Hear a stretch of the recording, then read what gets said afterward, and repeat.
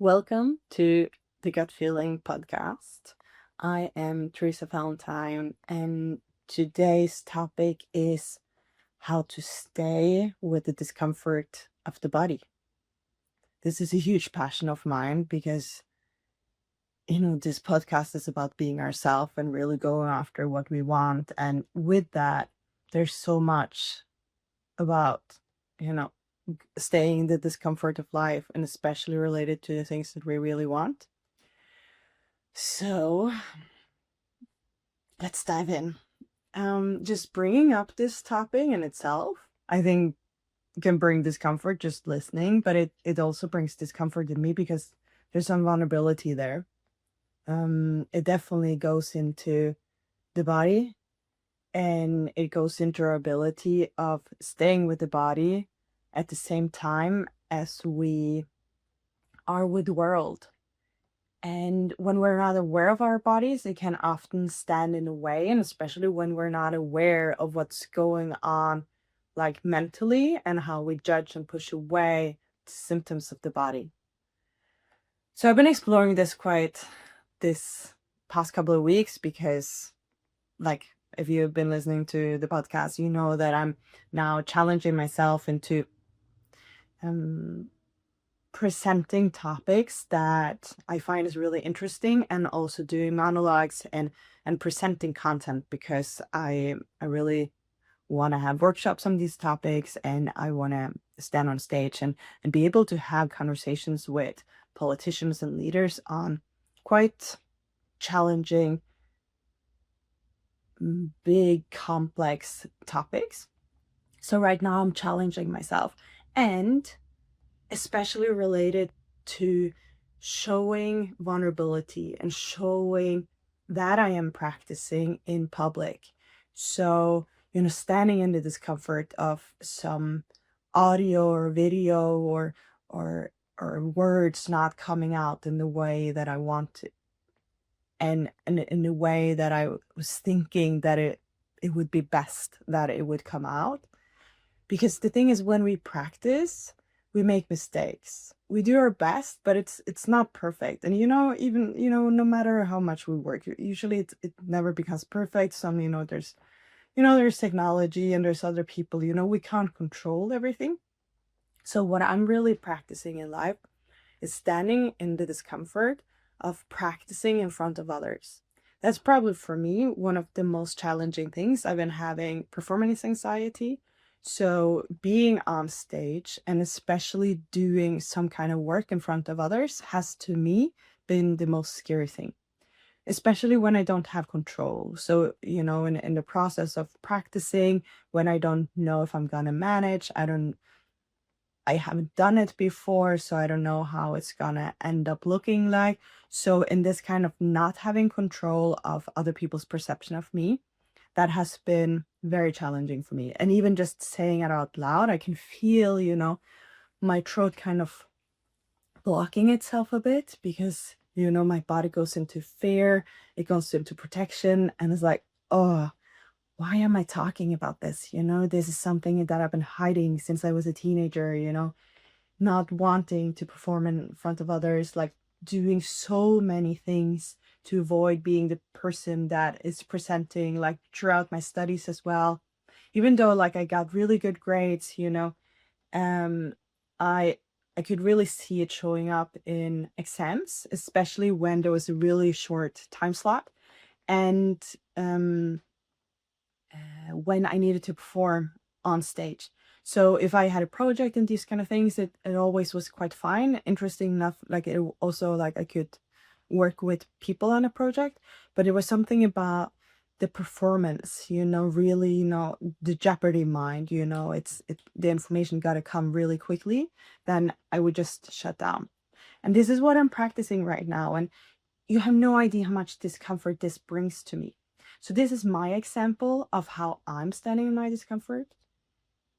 And then I want to bring the focus over to you. Like, do you have similar examples in your own life where you either are avoiding something because it's uncomfortable? Maybe you want to close your eyes. We can close our eyes together. Really feel into like, what is the list of things that you keep postponing, procrastinating, distracting yourself from, that you kind of like, it's been there for a long time, but you don't do it. Or maybe you have started doing it, but it just keeps on being this discomfort around it. And in that, you can really dig into like, how does that discomfort feel like?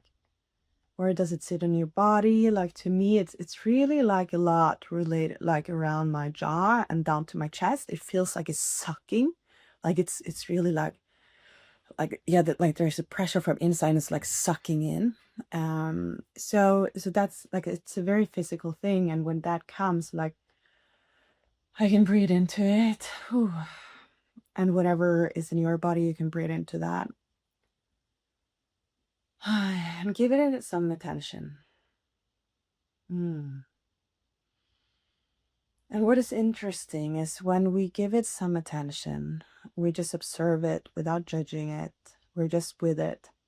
It actually kind of like, usually it dissolves a bit. And that can take long time and it can take shorter time. But there's something about being with the discomfort of the body that makes us able to be with the discomfort and do it anyway. And kind of like get to know this discomfort as something that is manageable. And this shows up in so many areas of our life, that we can have some kind of pain. It can be a neck pain, it can be a headache, can be shoulder pain or hip pain or lower back, so many places in our body.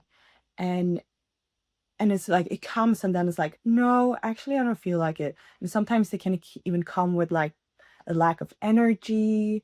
You can open our eyes if you want to. You don't have to. And it can come with a lot of kind of physical signs. And then we're like, oh, but I don't want to, or like, I don't have the energy for it. When actually underneath there is energy and you can do it. It's just that you're going into probably like a flight or a freeze response where you're avoiding whatever is uncomfortable. It can be a lot related to intimacy because it's about showing who we are in the world, and related to our shame of who we are. We have the guilt. Guilt is like we have guilt for something we do, and shame is more related that we're shameful for who we are.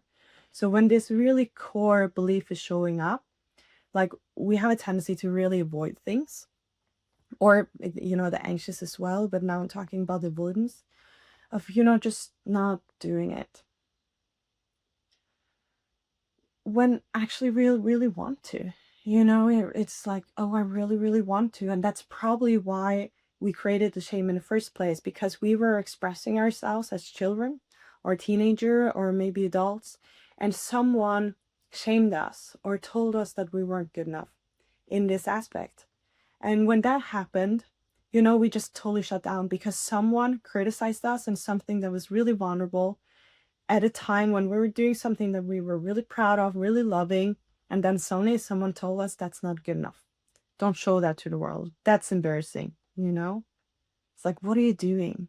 Don't do that, and then suddenly you're like, oh, it's so painful. You probably have those memories. I do, of like the core things that happened, that you just memories from your life that it's like, you can remember them as they were yesterday. The shame, the really deep shame I have, related to singing. I had a person in my life who, told me after I sang in concert that I had a really bad voice and that I was the only person that shouldn't sing, even though like I sang out of like full voice at this concert and was so proud and I had so much fun. But I was a child, and this person, an elder child, she didn't mean, she didn't think, she was just a child as well. And she told me this, and I really looked up to her, and I just shut down. And the same thing happened, related to my music. I love music, and like I'm one of like Spotify currently, like I'm one of the people in the world that listen to most diverse music and really a lot of music. I love music. But at no early age, like I also had someone in my life who told like, "Oh, do you like that song? That's so embarrassing. Never tell anyone," you know. And then I started being afraid of liking the wrong music, you know. And I just kind of like still now this is kind of like I'm a bit vulnerable in this aspect.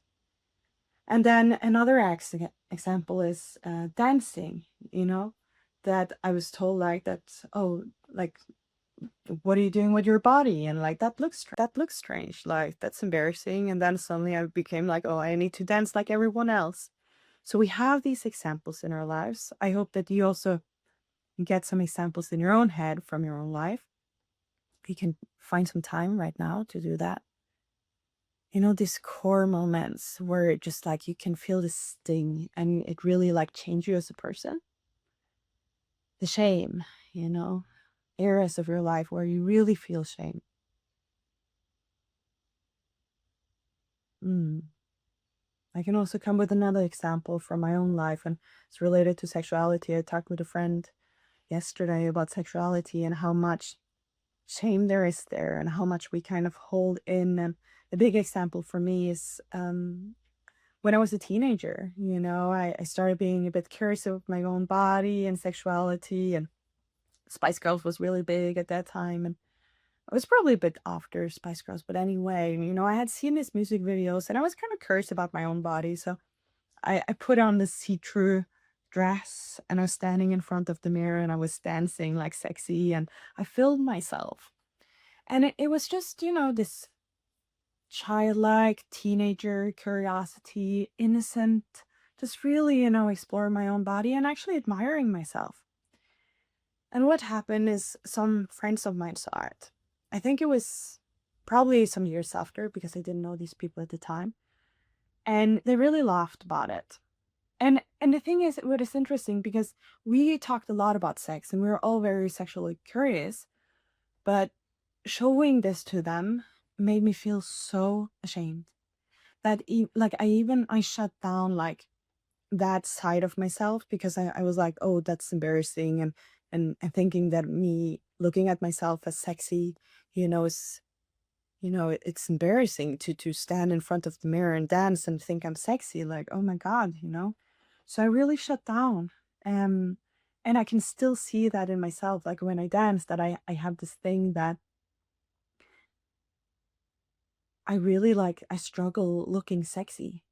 And there's also probably, you know, there's an aspect of like um what other people will think. I mean, you know, that I'm afraid that I'm kind of committing to something and that's people get expectations when I do that. But that's not what it's about. It's this core shame, you know, of what that makes me. Yeah. And it's nice, you know, when we're able to feel into these shames in our lives and how it shows up. And it really gives us more power over our lives. Just, you know, whatever your shame is, to think about, okay, what is it that you're really longing for that this shame is standing in the way of? Or this, you know, this sensation in your body or this feeling. What is it that you really want to do, but you don't dare doing? You can close your eyes again if you want to. Really feel, you know, seeing that vision in front of you. What is it that you really want to do, but that you feel is unavailable because you have some fear related to it? And then you can feel how your body feels like. Maybe that's very uncomfortable. Maybe you want to stop and it's like, no, it's not possible. But if you gradually just kind of get to know where it sits in the body, how that feels like, give that some compassion, and you understand that this is just a younger version of yourself. It's your child version that experienced this a long time ago. How would you meet this child? Hmm. Could you give that child some empathy, some compassion? Because that's what this part is. It's your younger self that experienced something that felt very shameful, and it's kind of trying to protect you. But right now it's no longer giving the function that you want. It's kind of standing in the way of what you want. Because now you understand that it's actually safe. Doing this thing is actually safe. Can you believe that? That is actually safe. You know, whatever you want to do, it's actually not that scary. You know, it feels like that in your body because of the past. But you know that it's within reach. You know you can do it. And you know you can stand in this fear. And you know that you really, really want it. And you know that it's going to be worth it.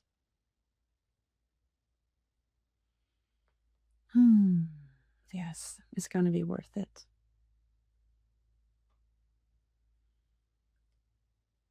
And just knowing that you can hold both the fear or anxiety or the shame or the guilt at the same time, that you can hold the joy, the excitement, the bubbly feeling of being like, oh, I really want this and I'm going to create this. You know, and taking those steps and really standing in it. And in the beginning, the thing that you know can be fun. Maybe you were really drunk one time and you did it, and then you had more access to it because you were drunk. And then it's like, I know that this can be fun, but right now it's actually mostly scary. And that's the thing with these things. When we are working towards something that we really want, in the beginning, there can be a feeling of mastery. There can be a feeling of joy, but there can also be a lot of fear and anxiety. So it's about, in this phase to really remember, and finding the joy that you see at the end of this. Really, being like, okay, how will I feel after I master this? And when you remember and feel that feeling, you know that you want that so much that you're willing to stand through this. That's so amazing, that feeling of like, oh, it's so scary, it's so painful, and yet I really, really want to do it. It's like standing in line of a roller coaster, if you like those kind of things. Yeah. Yeah. Yeah. That end mastery. It's so worth it. And it feels so good when we're there. Yeah. So I encourage you to really be with your body whenever this happens, and especially if you're on a journey where you really want to make things happen and you want to create something and you want to dive into something that feels more uncomfortable for you. um to really, just be with your body. Maybe you want to learn some mindfulness, some meditation, some somatic work. The thing is with somatic work is, after you have done something that feels a lot, your body can go into like, oh, this felt like really a lot and shameful, so I don't want it anymore. It's very common among especially like artists and people that are on stage, that you get the high of the dopamine when you release it and you're very excited, and then afterwards you get the dopamine dump, and you go very low, and then often, it can come with a feeling of like, oh, how will people perceive this? This is really scary, like, how are they gonna judge it? But the thing is, you know that this is what you want. So even though you of course care about what other people think, it doesn't matter, because you know at the core of your heart that you want to do it anyway. You know? It's not about everyone else. It's not about everyone's approval. It's about you. It's about you doing it because you really care. You know? It's so different than when we seek the approval of others, because this is not about that. This is about you doing it just because you know that you really, really crave it. It's just like, oh, I'm longing for it. I'm gonna make it happen now. And I know you're ready for that. I can see it in your eyes. Or actually on my phone, filming me. But I see it. I really see it.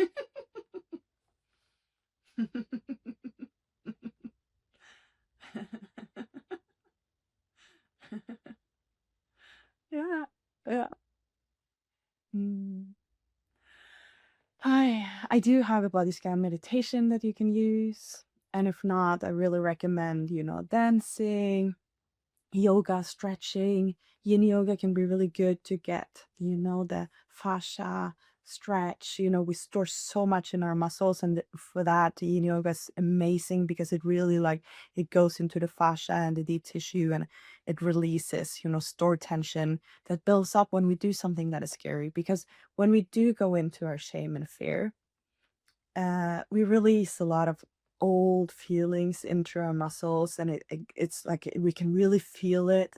So, getting that kind of out and moving somehow is really good. And especially, bodily awareness, and just like, how do you want to move? Like yesterday, I was challenging myself, and I was just feeling like, ah, I don't want to do this. And I just wanted to scream. And there's this amazing exercise. I was pretending I was yawning, but there's this, I was walking on the street. There was this, there's this amazing exercise. You can of course scream. That's so good for us. Sometimes we just really feel like screaming, even though we don't know it. But an exercise is to scream just without making any noise. So you do the same, you open up your mouth wide and you're just like pretending to scream, but you don't make any noise. And it has the same effect as screaming. Isn't that quite cool? So when you do that, you can pretend that you're yawning. So yesterday I was walking to the metro and was doing this while walking on the street. And it felt so good. And then you can clench your fists and really clench your muscles. And another thing is, shaking. And yesterday I was also like, oh, it feels so strange to stand on the metro and shaking or dancing. But then I'm like, but that's what my body needs in this moment, because I have some stored tension and I just want to release it. And if anyone thinks that I'm strange for shaking a bit or dancing a bit, I often listen to music on the metro, then it's like, so be it, Why is this so strange? Because we have this tendency that we feel a need. We feel that we're so tense. And it's like, oh, but this isn't the right place to meditate, to close our eyes, to shake, to yawn. Maybe screaming isn't that good. I haven't even done this exercise with the eyes that I've been explaining on the podcast before, that you look to the left until you yawn, and then to the right when you yawn. And even doing that on the metro, I've been like, oh, now probably people think that I'm spying on them and I look really creepy. And it's like, who cares? Because that's not what I'm doing. I'm calming my nervous system, So all the things we can do to calm our nervous system here and now. Maybe you want to go to the toilet doing it. Maybe you want to turn your back to people. There's so many things we can do just turning our back and going to another room.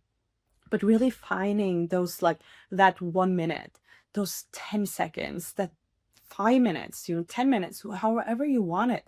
But just really finding the time, instead of being like, oh, I can do that when I come home. No, how can you do it right now? Because that is life. It's all here and now. And it's so easy to be like, oh, I can do that later. It's like, oh, but I need it right now. Right now I'm stressed. What can I do to get my shoulders down? What can I do to get into my body? To feel that I breathe, that I have a calm nervous system while I do things. That we're not doing it from adrenaline, not from our amygdala, not from this push, but really with a presence. It's so different. That's really what I'm practicing. The mindfulness of bringing in the here and now into this moment, when I'm in my brain, when I'm in an analytical conversation, to still be present and mindful. And maybe that's a switch, between the right and left brain. And maybe it's like a shift between our brain and our body. Maybe it's like bam, bam, bam, bam, bam, bam, bam. But that's, really practicing moving between these two and being present. Like, okay, am I now triggered? Am I now activated? Am I now in fight, flight, freeze, fawn? Because we can feel that just by being present with our body. Of course, it takes a bit of practice, but we can do that. And it feels so much grounded, and it makes that we are able to do the things that we are avoiding. The things that are like, oh, I dream of this, but there seems to never be the perfect time. And then I keep doing all of that. And then it's like, zoop, I'm gonna start doing the things that I've been avoiding for a year, a month, 5 years, 10 years, 30 years, my whole life, you know? Yeah, just really stepping into the person that we truly are on the inside. Because the thing is, the shame and the fear, that's just our mask. That's our fear that is standing between us and the world. So we're protecting our insides. That's all that it is. The protection of our insides. So we're still all of that. We're just not showing it to the world. And with this, we're kind of blocking our own creativity, which is really sad, because creativity, there's so much play and laugh. Why is it so scary to play and laugh? Like, among adults, like, we're judging it as something like, oh, that's not appropriate. Like, why is it not appropriate? There's time and place for everything. Well, maybe this is the time and place for everything. I don't know. Yeah. Oh, it feels good. It feels really good. If you don't believe me, you just try it on your own life. But I really feel it and I see it in myself. I'm really doing a lot of these things on the podcast and on YouTube now to show you how it is to practice and really encourage you to do the same in your own life, to be brave, to show people that I haven't figured all of this out. I'm still practicing, I'm still learning.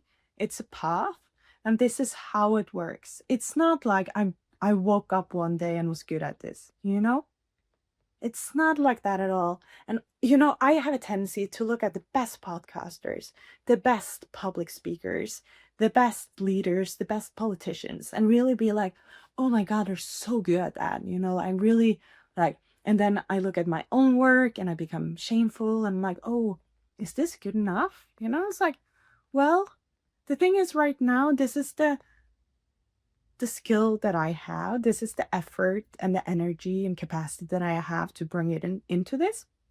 And that makes it good enough. It might be that it's going to shift with time. But right now, this is what's giving me joy. This is what I want to bring to the world. My focus is about my words. My focus is about the tools that I want to share to the world. So I was talking with a friend yesterday. I was like, oh, the video techniques and the sounds and the music and all of like the editing.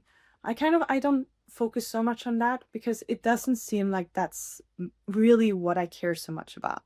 I care about the content, and also my favorite podcasts are, long podcasts that really go in depth. They're going to the root cause of things, and it's often researchers and it's like big time nerds. I love journalists that really go into the depth of things. That's my style. And really, nourishing what is my style also says a bit about what I want to create. So I don't want to create like a flashy kind of podcast or a YouTube channel. That's not my style, because I'm also kind of like, I don't want to boost people's dopamine, and I want a more grounded world. I want people to be present. I want people to be able to dig into the depth of a topic and a tool, not to just like everything has to be so quick, the impatience. I don't want to feed into that. I really believe that there's something in the depth of digging, of research and understanding things. And of course there's space for both, but I just like, for myself, that's my integrity, and that's what I really believe in, and that's also where I see value. I don't see the value in the quick fix, the pill. I don't really believe that that exists. I really believe that the only way that we get towards where we want to be is to invest our time, prioritize our time and money, and doing the work. That's the only way. And whenever we want a pill, and whenever we choose that direction, actually we're just making it often worse. Because we're like, oh, I took this pill and now everything is better. But then, time passes and suddenly just it has grown bigger because we never dealt with the core issue of things. We just took a pill and we kind of like just like put some cream on the top. And you know, that cream felt good, or maybe it tasted good, but it didn't really remove the underlying cause of why the situation is how it is. And I'm not saying, like, there's of course a lot of medication that are great. I'm not saying that, but there are also a lot of pills that are, you know, taking us away from ourselves. And it's a distraction again. Yeah. All right. Let's be present. I invite you to take a couple of deep breaths. Feeling into your body. Feeling how your body is in this very moment. If you have any pain or anything that you're judging, maybe something feels pleasurable. And feeling into how it is to be you here now. Letting your body sink a bit closer to the ground. Letting gravity hold you. And whatever you're feeling in this moment, can you just accept it? Let it be as it is? And not judge it. Just allowing the body to be how it is. Allowing you to be who you are. I'm thinking about what you want this day to be like and how you can create that. How you will create that.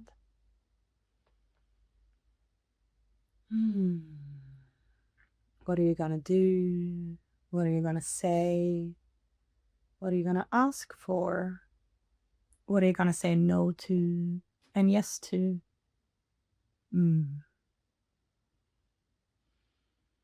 You are the creator of your life. So go and create it.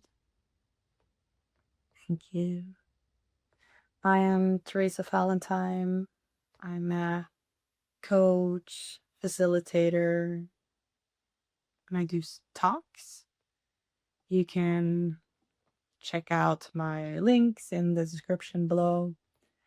Check out my other episodes. And if you like this, I would love it if you want to follow me or like this, leave a comment, or maybe share it to someone else who you think would like this content. And most of all, just bringing this into your life and spreading it like a butterfly, because that is really what I want. I want us to realize that we create and we spread this to the world through our words and actions. So we create the world by being us and showing up as ourselves. Thank you. Namaste.